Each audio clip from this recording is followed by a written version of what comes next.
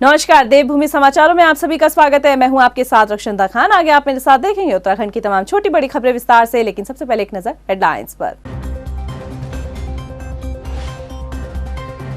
उत्तराखंड सहित 5 राज्यों में विधानसभा चुनाव की तारीखों का ऐलान। प्रदेश में 14 फरवरी को होगा मतदान, 10 मार्च को आएंगे नतीजे।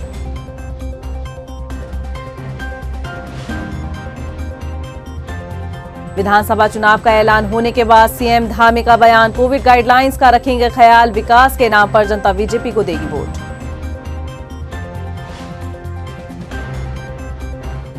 उत्तराखंड में कोरोना मामले को लेकर बड़ा उछाल। पिछले 24 घंटे में प्रदेश भर में 1560 नए केस। देहरादून बना कोरोना का हॉटस्पॉट।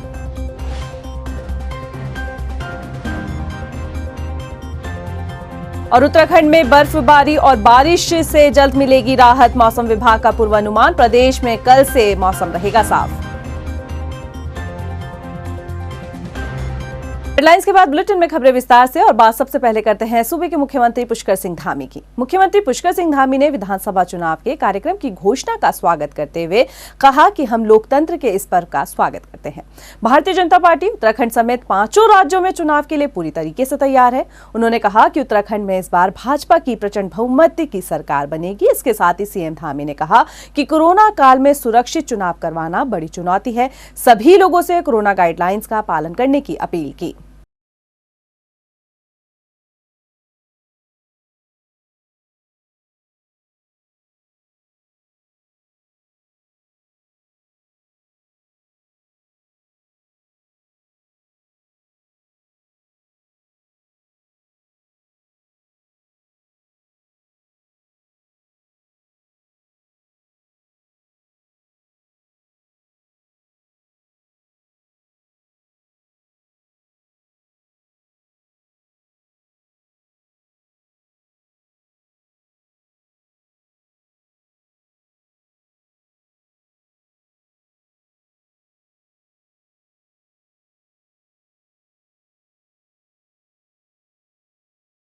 उत्तराखंड में बीते एक दिन में एक बार फिर से कोरोना के मामलों में बड़ा उछाल देखने को मिला है। बीते रोज प्रदेश में 1560 लोग कोरोना संक्रमित पाए गए हैं। वहीं देहरादून जिला कोरोना का हॉटस्पॉट बन गया है।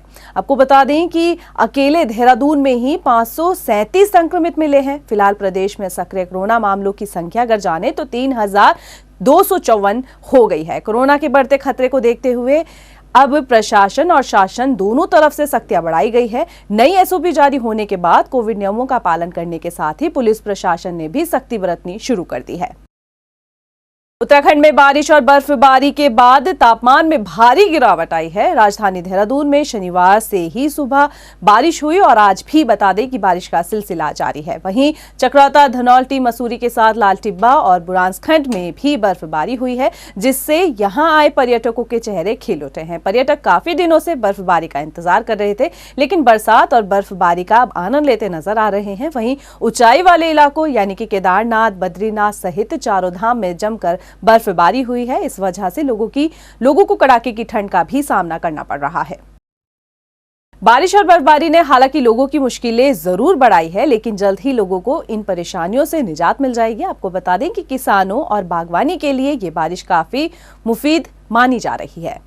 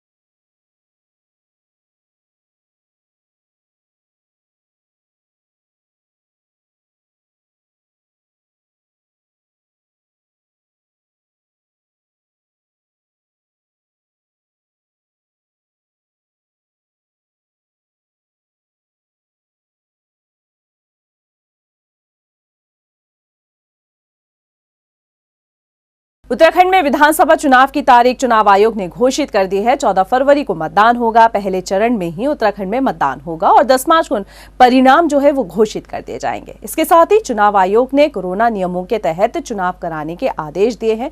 तो आइए आपको ग्राफिक्स के जरिए समझाते हैं कि चुनाव आयोग ने किन चीजों पर पाबंदी लगाई है और कितनी छूट दी है। विधानसभा चुनाव की तारीख का ऐलान। 14 फरवरी को होगा प्रदेश में मतदान। उत्तराखंड में होगा पहले चरण का मतदान। 10 मार्च को घोषित होंगे चुनाव के परिणाम। कोविड प्रोटोकॉल के तहत होगा 2022 का विधानसभा चुनाव। सुविधा ऐप के जरिए होगा ऑनलाइन नामांकन। बूथों पर मास्क, हैंड सैनिटाइजर अनिवार्य। कोरोना संक्रमितों के लिए पोस्टल बैलेट अनिवार्य। हर बूथ पर दिव्यांगजन के लिए विशेष व्यवस्था। हर बूथ पर 1250 मतदाता कर सकेंगे मतदान। पेड न्यूज पर रखी जाएगी पैनी नजर। चुनाव के लिए खर्च सीमा बढ़ाई गई। 15 जनवरी तक रैलियों पर रहेगी पाबंदी। नुक्कड़ नाटक, रोड शो और पदयात्रा पर भी 15 जनवरी तक रोक। वोटिंग का समय 1 घंटे बढ़ाया गया। डोर टू डोर कैंपेन के लिए 5 लोगों की छूट। जीत के बाद नहीं निकलेगा जीत का जुलूस। उत्तराखंड समेत 5 राज्यों में चुनाव की घोषणा और आचार संहिता लागू होने पर विधानसभा अध्यक्ष प्रेमचंद अग्रवाल ने चुनाव आयोग का आभार व्यक्त किया है। विधानसभा अध्यक्ष प्रेमचंद अग्रवाल ने कहा कि कोरोना नियमों का पूर्ण रूप से पालन करते हुए सफलतापूर्वक चुनाव किए जाएंगे। चुनाव आयोग का धन्यवाद कर रहा हूँ कि उन्होंने चुनाव की तारीख हमारे उत्तराखंड के लिए और पूरे 5 राज्यों के लिए घोषणा की है। आचार संहिता लागू है, पर कोशिश तो मेरी यही रहती है कि दिन रात हम लोग मिलकर काम करें। 5 साल मैंने पूरे योग के साथ, मनोयोग के साथ मैंने यहाँ पे किए हैं और मुझे लगता है कि आज मैं अपने इस अध्यक्ष विधानसभा की कुर्सी पे बैठने के बाद, आचार संहिता के घोषणा के बाद, मैं यहाँ से अब अपने निर्वाचन क्षेत्र की तरफ बढ़ रहा हूँ, यानी ऋषिकेश की तरफ बढ़ रहा हूँ। बस भगवान से प्रार्थना कर रहा हूँ कि बहुत शांति से हमारे चुनाव संपन्न हो। प्रदेश में राजनीतिक पार्टियों के साथ ही चुनाव आयोग भी अपनी तैयारियों को मुकम्मल कर रहा है। चुनाव आयोग ने राज्य के लिए विधानसभा चुनाव की तारीखों का ऐलान कर दिया है। कोविड नियमों के तहत 2022 का विधानसभा चुनाव होगा। एक रिपोर्ट।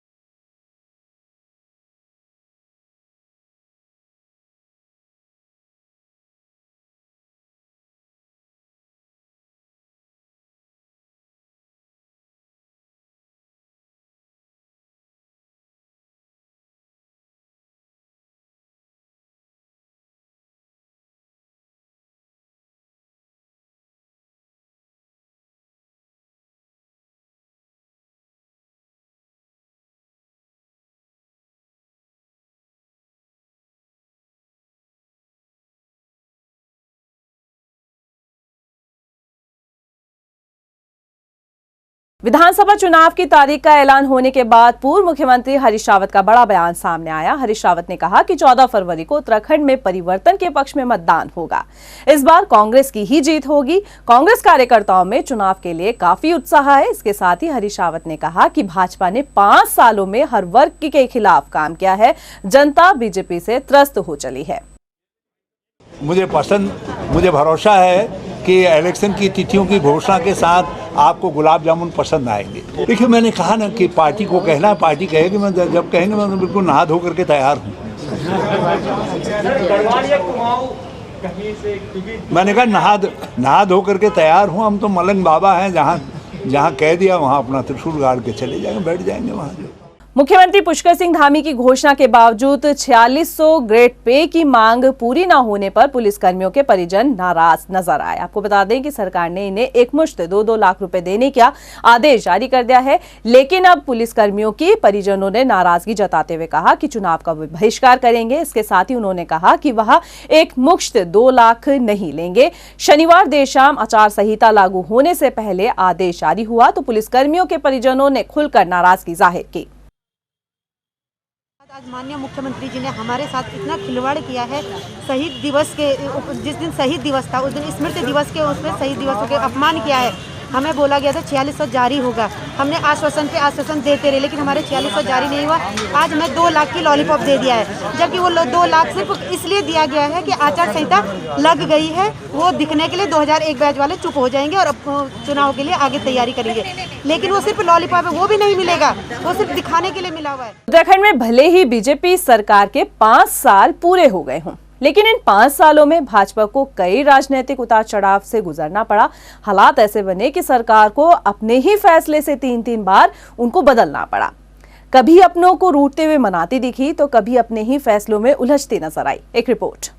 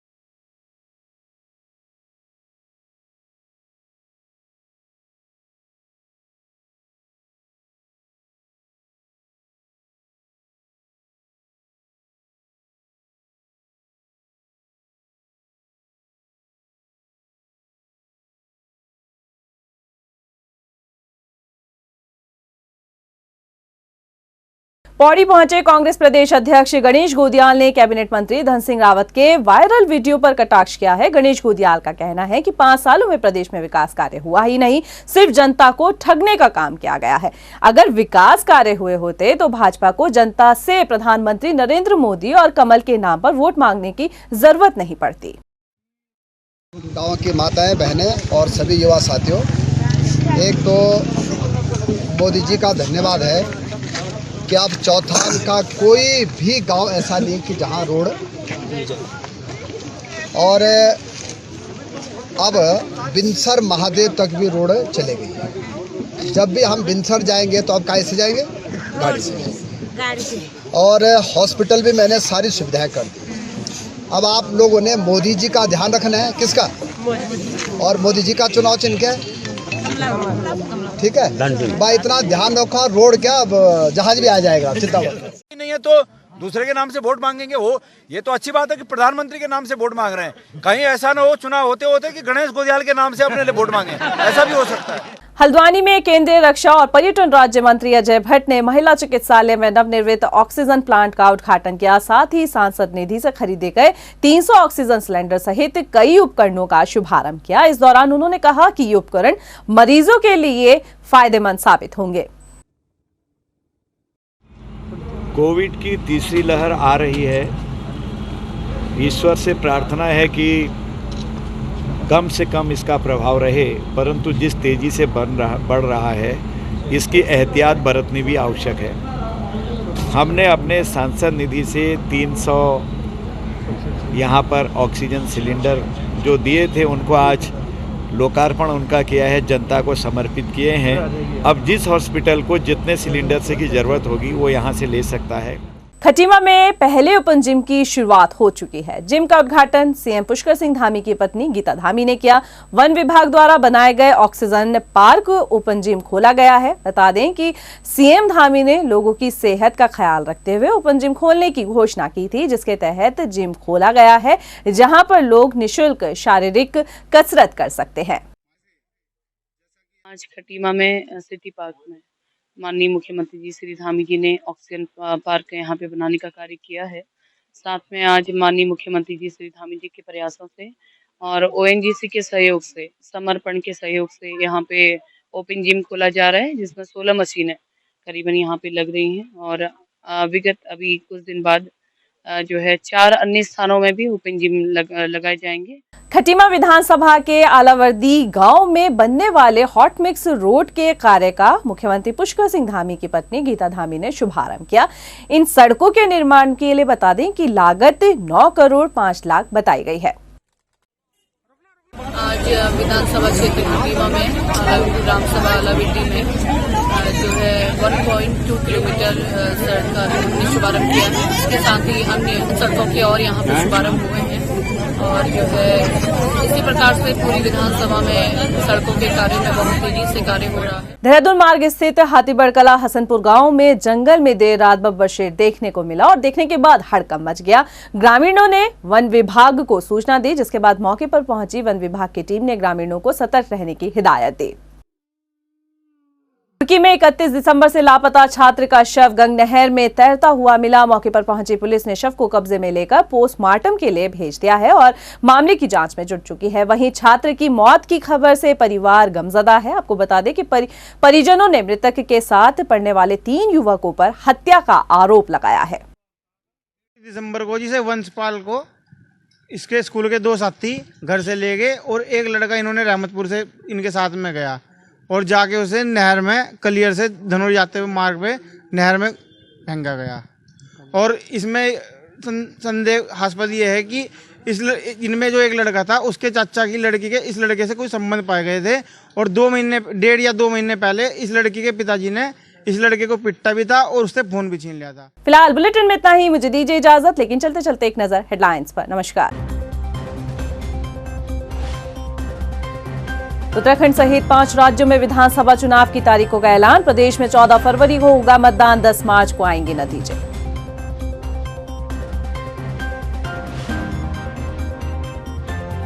विधानसभा चुनाव का ऐलान होने के बाद सीएम धामी का बयान, कोविड गाइडलाइंस का रखेंगे ख्याल, विकास के नाम पर जनता बीजेपी को देगी वोट।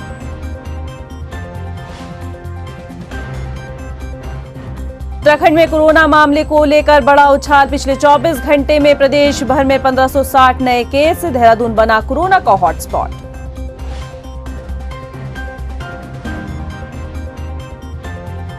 और उत्तराखंड में बर्फबारी और बारिश से जल्द मिलेगी राहत। मौसम विभाग का पूर्वानुमान, प्रदेश में कल से मौसम रहेगा साफ।